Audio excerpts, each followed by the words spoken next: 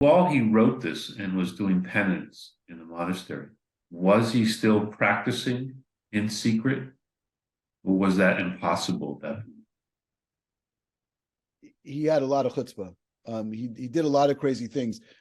He was, in fact, it's kind of like people say with prison today. You come out of prison doesn't reform most people. Sadly, it really creates greater, better criminals.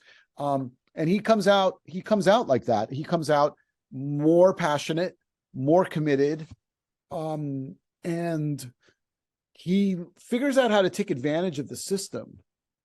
He travels around. He knows that when he's traveling, it's easier to do things. So, for instance, at some point, he's allowed to gather alms for his family, like to get charity for his family, and traveling around getting alms. In a very with a letter from the bishop. He meets up with conversos. They spend Pesach together. He sleeps in a monastery, but in the morning makes sure to go to a spring that was close by to go to immerse himself in the mikvah. Right.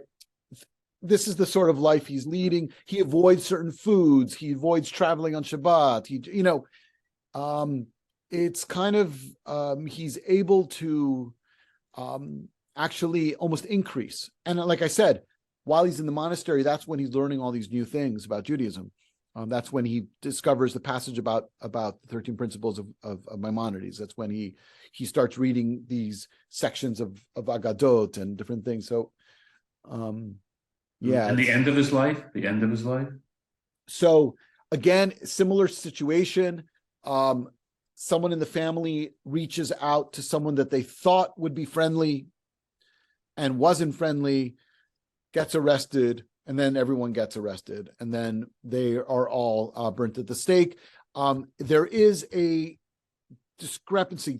We know that the mother and sisters were strangled before being burnt.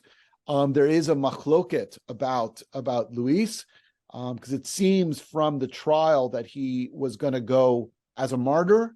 And there is a report by a priest who claims that he convinced him to embrace the cross at the last moment, and that he witnessed it. So that's there in the public record, but it's unclear what actually happened. I mean, throughout the trial, he maintained his Judaism, right? And the second time, so we can't know exactly, but I guess you can, so that's what happens. There's one, his brothers, he has one brother who wasn't arrested, who was a priest, was a monk, and becomes a Dominican monk in Mexico. Two brothers escaped before the first trial to Italy, and then off probably to somewhere in the Ottoman Empire. And we don't have much of a paper trail on them, but there is reports that they were living like Jews in Italy around the time of his arrest.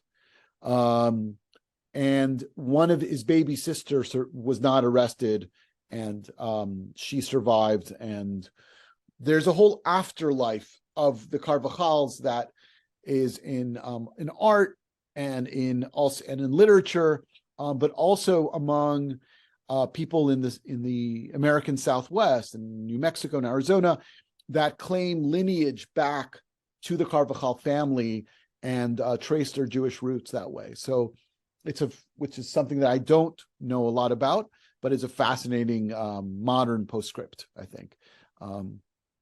This has been absolutely, that's the word, absolutely fascinating.